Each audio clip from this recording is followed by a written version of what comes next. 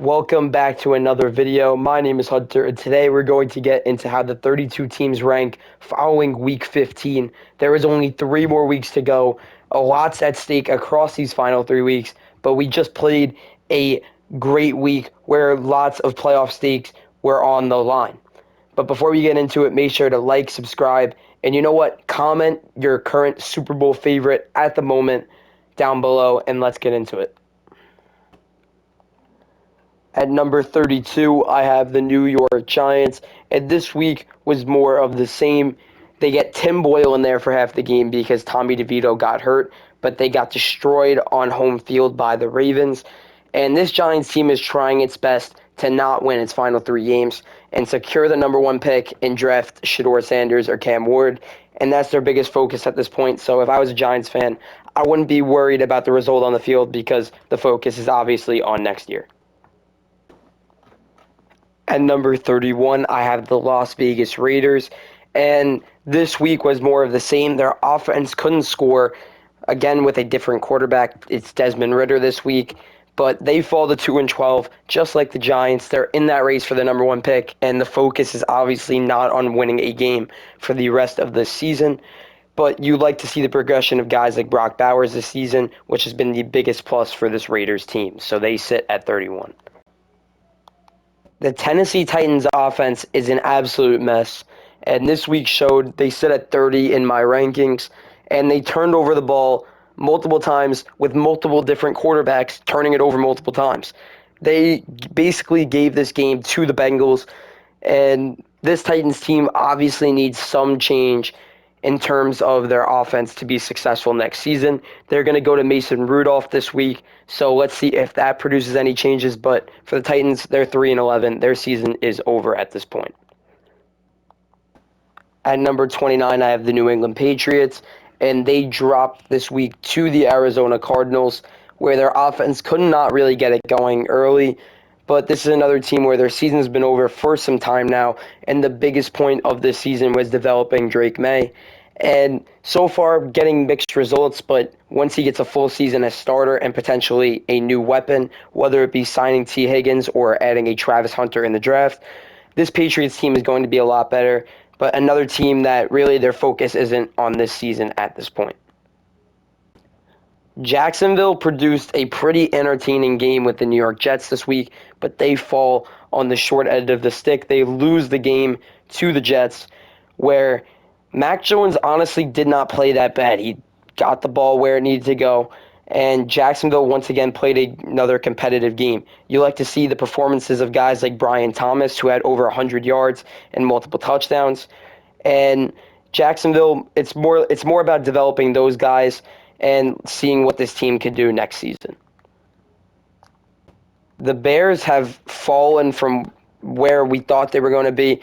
We thought they might have 10 wins, not 10 losses, and they're now 4-10. They've lost 8 in a row, and the Hail Mary against the Commanders broke this team. They've fired their coach. They've changed play callers. They've done everything to try to turn it around, but they just haven't been able to win football games. Caleb Williams needs to get a little better for this team to succeed next season, but overall they just need to rethink what they're doing on offense, and that's the biggest difference of why this Bears team did not live up to the hype this year. Cleveland played in a very winnable game against the Chiefs, but they fall short. They couldn't get it going on offense and had some costly turnovers, and that's going to lead to DTR taking over for the Browns. Winston heads to the bench as they take on the Bengals this week. But this is a 3-11 team. They just lost Nick Chubb for the season. Myles Garrett was out of the game at multiple points with injuries, and they have injuries on both sides of the ball. But Jerry Jeudy continuing to blossom into a wide receiver 1 for the Browns is honestly their biggest success of this season, and that's why the Browns team is not as low as their record would make you think. Bryce Young's run of great games did come to an end this past Sunday. He did not play so well against the Cowboys. He turned over the ball a couple times, and ultimately Carolina lost and was officially eliminated from the playoffs. But they didn't expect to make the playoffs the way they started this year, and getting the play that Bryce Young had over these last couple of weeks against teams like the Chiefs, the Eagles, the Bucks, is what you're going to need to see over these last couple of games as you're going to begin to build around Bryce Young. But Carolina, another team that is in this next season, is their priority.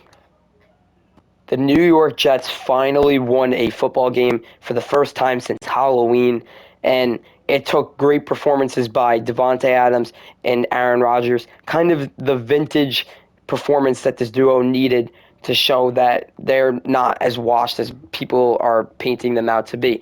Davante Adams, he won me one of my fantasy leagues, so I'm very happy with him, but he played absolutely amazing in this one, had no catches for no yards in the first half, and turned it into an almost 200-yard game with 2 touchdowns in the second half.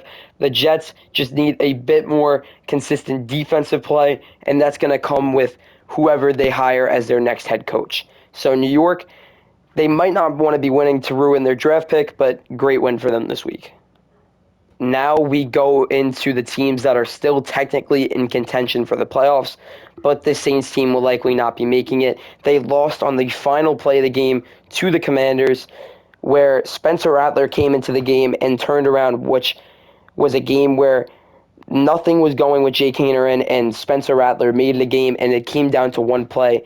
But now the Saints are officially all but eliminated from the playoffs. They're still technically in, but the Saints getting good performances out of these guys that were playing well at the beginning of the year is a priority for them, because they want to see what they're going to do with this team next season. And in a division where Tampa seems to be reemerging, New Orleans is definitely going to have to make some moves. But right now, they sit low on this list. The 49ers had pretty much the dagger to their season this past week, losing 12-6 on Thursday night to the Rams. Their offense obviously couldn't get it going by the score of that game, and they've had some controversy. Devondre Campbell didn't want to go onto the field. He's suspended for the rest of the year. Kind of shows what this team has really been this year. They look like they're going to do, but they don't show up. And I know they've had their injuries, but this Niners team is a loss away from being completely eliminated, and that's just underwhelming for what we thought this Niners team would be this season. They did make the Super Bowl last year, but now it's about San Francisco rebounding next season. The Dallas Cowboys win their game against the Carolina Panthers this week in a game where I thought Rico Dowdle looked amazing. He ran for 150 yards. I thought CeeDee Lamb looked good in this one. And the pieces in their offense just got it going. And their defense was able to make key turnovers to win. I know it's a bit too late for the 6-8 Dallas team, but they played a lot better these last couple weeks than they did on that big losing stretch that they had, which is kind of hopeful for what they're building in Dallas. Especially they'll get Dak back next year. But it seems like Mike McCarthy's going to come back next year. Make what you think of that, because many people want him fired, and many people think that he's doing a good job. He just got unfortunate with injuries. But Dallas, 6-8, still technically alive, but more than likely not making the postseason. What a crushing way to pretty much rule out a chance of the Colts making the playoffs this season. You have the Jonathan Taylor drop on the goal line where he's carrying it, he fumbles it before it goes into the end zone, and it leads to a touchback. They would have been up 20-10. And then you have the trick play gone wrong where Nick Bonito returned it for a pick six. So Indianapolis was in position to win this game, but they had a nightmare fourth quarter, and that's what Indy's kind of left with in their season at this point. It's just been they blow it right at the end. For Indy, the way to get in is they win out and the Chargers lose 2, and Indy could definitely win out, but Chargers losing 2 against potentially a Patriots and Raiders schedule, they're not losing one of those games, even though they have a game against the Broncos that could be pretty tough. But Indianapolis, season pretty much over. Continuing with the 6-8 AFC teams, I have the Miami Dolphins right above the Colts, and similar situation. They had a chance to get back into the race. They had to beat Houston this week, and Tua throws 3 costly interceptions in a game that was definitely winnable, but Miami leaves it on the table and now are going to need to win out and get some help to get in. for this Miami team, it's going to need to have less turnovers for this team to win. The turnovers were really super costly, and Houston did not blow this team out. Miami was in the game the entire time and definitely had a chance to win it, but those turnovers by Tua might have put the nail in the coffin on their season. Now a 6-8 AFC team that won. We have the Cincinnati Bengals. It was not the cleanest win. They took a lot of penalties. Joe Burrow turned over the ball in this game, but they get it done. And that's what matters because Cincinnati is clinging on to the little life they have. Out of the two teams I just mentioned, Cincinnati's actually in a worse position because Miami and Indianapolis have the tiebreakers over Cincinnati. But Cincinnati, if they can win out and potentially one of the Broncos and Chargers lose out, there is a good chance this Bengals team could sneak into the playoffs. And this is a team that the way their offense plays, you do not want to see come playoff time because they can beat you in a shootout. And for Cincinnati, it starts against Cleveland, their division rival this week. If they can get the win and continue to build this momentum, we could potentially see Cincinnati go on a late season run. Number 17, I have the Atlanta Falcons. And the way this team played over the last couple weeks, they deserved that losing streak they had. And this week was no different. They didn't play great at all. They had one early touchdown. Other than that, no offense whatsoever. But since they were playing a team in the Las Vegas Raiders that doesn't want to win at this point in the season, the Falcons get a season-saving win. They're now 7-7, and look who they have on the schedule this week. It's the Giants, a team that's potentially even worse than the Raiders.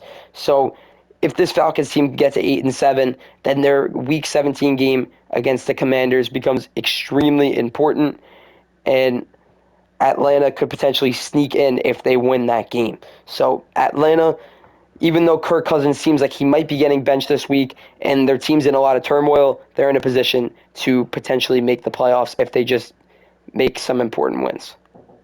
Moving into the top half of these rankings, I have the Arizona Cardinals at number 16, and they get a season-saving win this week against the Patriots.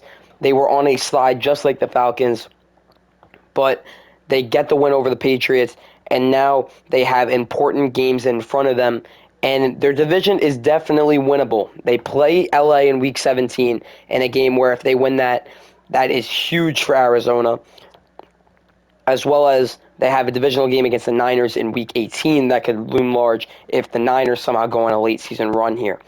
But Arizona, they got the defensive play that they've been needing, and Arizona, frankly, this is the way they're going to play if they're going to get into the postseason. So Arizona at 7-7, it's not looking so bad, but it's also not looking so good. Next up is the LA Chargers, and this Chargers team is beginning to slip. They've lost 3 out of their last 4, and now their game against the Broncos this Thursday is very big for them. If they win, it gets a lot more comfortable. If not, there's teams that are 6-8 right now that can potentially catch up to them if they win out, and the Chargers slip up once or twice. But this Chargers team, Justin Herbert is playing through some injuries right now, and hopefully he can get healthy for them because they'll be a lot more scary with a fully healthy Justin Herbert. Their defense, they allowed 40 points this week. This defense that usually plays pretty good has got to get back to that standard if they want to beat a team like the Broncos this week, even though the Broncos don't have that strong of an offense. But Chargers, big game this Thursday, and it means a lot for their playoff push. Seattle loses on Sunday night to the Green Bay Packers, and now they're tied with the Rams for the division lead. And the biggest concern for Seattle is Geno Smith's health. He got hurt in the third quarter of that game, and their offense practically didn't show up after Sam Howell did not play very great whatsoever. And Seattle, if they're going to want to get into the playoffs, they might need to win games like this week. They play the Minnesota Vikings, and with Sam Howell at quarterback, I don't know if this team has a chance. Also, this defense needs to get back to its form. They allowed 30 points this week, and they frankly can't allow that much, especially if their offense is on their QB2. So Seattle, definitely concerned there, but they're 1 or 2 big wins away from being back in that playoff spot. Speaking of the Rams, they're at number 13, and they win 12-6. It was not pretty, but they beat the Niners, and they take the division lead with 3 weeks to go. This team, obviously, they just came off a offensive masterclass against the Bills where Puka, Cooper, Kyron Williams, their entire team played absolutely amazing. And they go to the opposite, where their defense was the big piece of why they won. But if you get that performance on offense, like against the Bills, and the performance of the defense against the Niners, if you get them both combined in a potential playoff game, this Rams team can be very scary. And the concern for them right now is, can they get in as the division winner? And they have the Jets this week, so big opportunity for them to get another win. At number 12, I have the Washington Commanders. And this week, they made it look easy in the first half. They were destroying the Saints, but then they let up a bit, and it comes down to the last play. But the defense ends up making the stop that they need to, and the Commanders are now 9-5, and they can clinch a playoff spot this week. This is huge for this Washington team, but what's even bigger is potentially still having a shot at the NFC East, and they still do. They play the Eagles this upcoming Sunday, and if they win that game, not only will they be much closer to a playoff berth and potentially have it, they'll be back in the division race and potentially for a home playoff game. But the biggest concern for Washington is just getting in, and I think they'll do so. 9-5 is a great spot to be in if you're Jane Daniels and the Commanders. Just outside the top 10 at number 11, I have the Tampa Bay Buccaneers. And 4 games ago, this team was 4-6. They are now 8-6, have a game lead in the NFC South, and they are absolutely rolling. Mike Evans, he's not washed whatsoever. He put on a show against the Chargers this week. The offense was playing on another level. Baker Mayfield is playing great at the right time. This defense, they were the first team to pick off the Chargers in a long time and just had a great game. But Tampa Bay just having a great couple of games here at the right time. And this is a team that the way they're playing, you do not want to see come playoff time, because it's a team that can definitely beat you.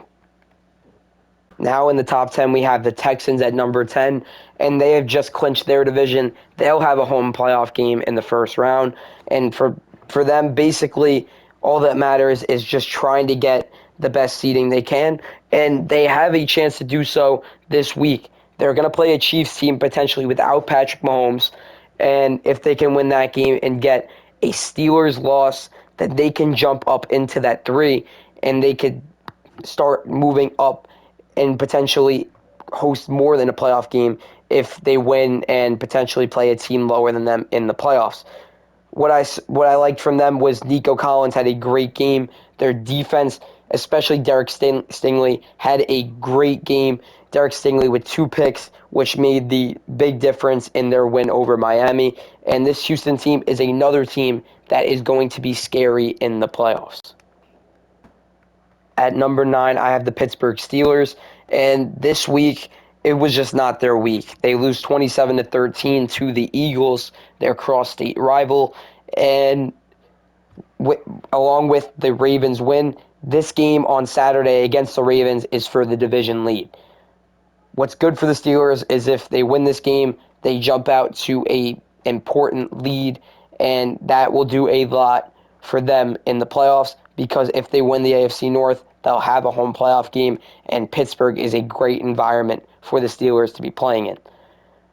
What was not so great about their game this week is that it kind of shows that George Pickens is very important to this offense, because the last 2 weeks they have not played so great offensively without George Pickens, and he is the key to their offensive success. So once Pickens comes back, I think the Steelers team is going to look a lot better again, but for now, they're sitting at number 9.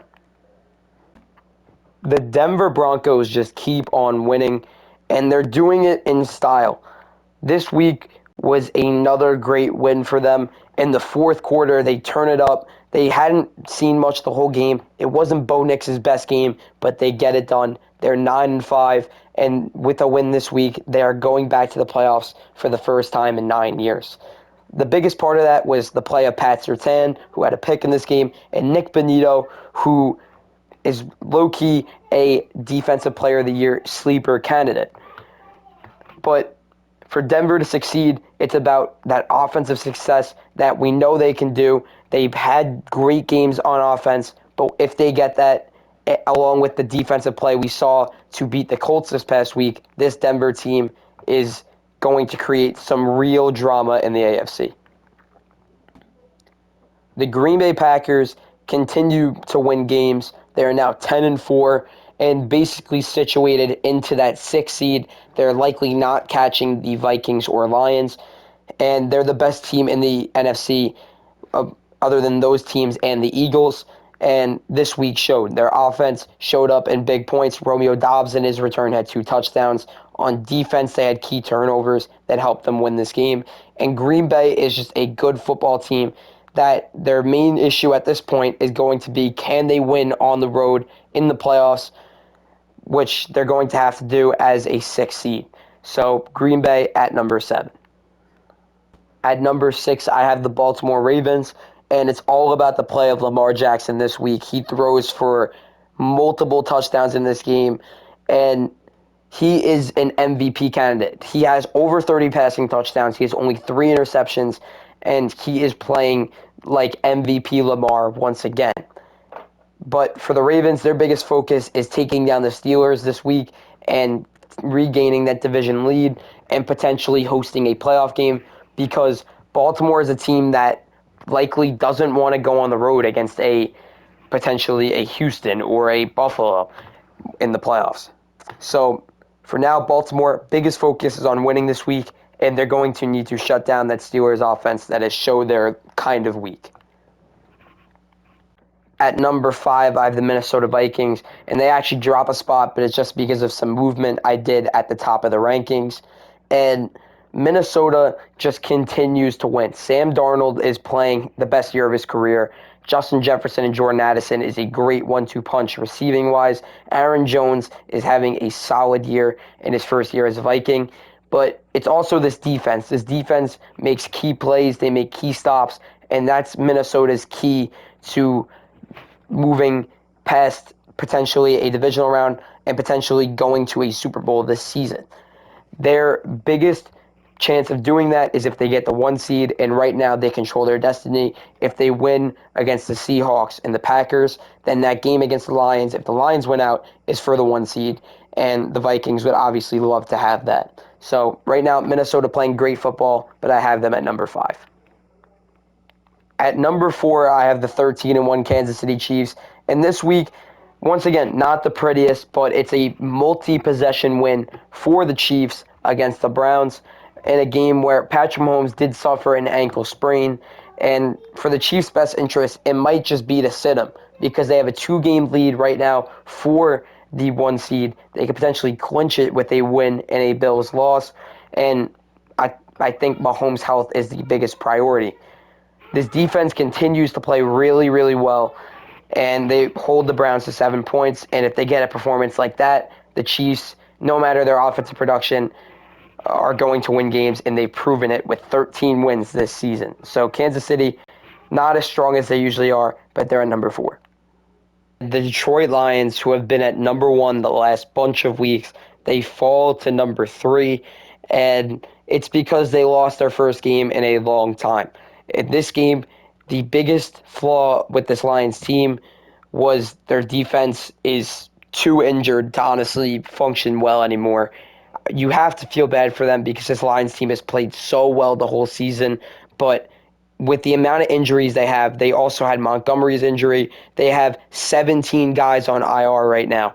The wheels on the wagon are beginning to fall off, and they're happening at the wrong time. This Lions team has 2 games against teams with under 500 records, but after that, a big game against the Vikings in Week 18. And if the Lions can win out, they'll have the 1 seed and a much-needed week to recuperate health before the playoffs. So the Lions sit at number 3. Number 2, I have the Buffalo Bills, and the Bills are an interesting team to me because they do not get the defensive play that they need, but Their offense is so good that it basically outpaces it no matter what. This Bills team is elite. Josh Allen is the best player in the NFL, and that's honestly undoubted the way he's playing this season. Since he got engaged, it's nuts stats. You could look it up. He has 10 touchdowns over 1,000 yards since he got engaged, which is crazy. But the Bills heating up at the right time. Their hopes for the 1 seed are still alive considering Kansas City has some tough opponents coming up and Buffalo finishes with 3 divisional easy opponents. But Buffalo, they're my current Super Bowl pick, and they're looking really, really good. And this team has finally reached number 1 for the first time this season.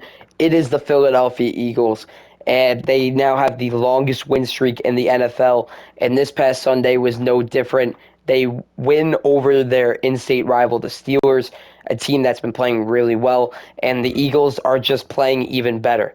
The Eagles are getting elite play from all over the field, whether it be elite cornerback play, elite defensive line play. Saquon, he had one of his more down games of the season, and it didn't matter because Jalen Hurts got the passing game going. A.J. Brown squashed the beef between him and Jalen Hurts that was supposedly had. I don't think there was much there, but the Eagles are playing amazing. They really don't control their path to the 1 seed, so it's likely this team's going to be playing in the first round, and they have the opportunity to clinch the division with a win over the Commanders this upcoming Sunday. So Philadelphia is rolling, and that's why they're number 1. But that's going to do it for this week's video. If you liked it, make sure to hit that like button, subscribe, share with all your friends, and I will see you guys for more content in the upcoming days.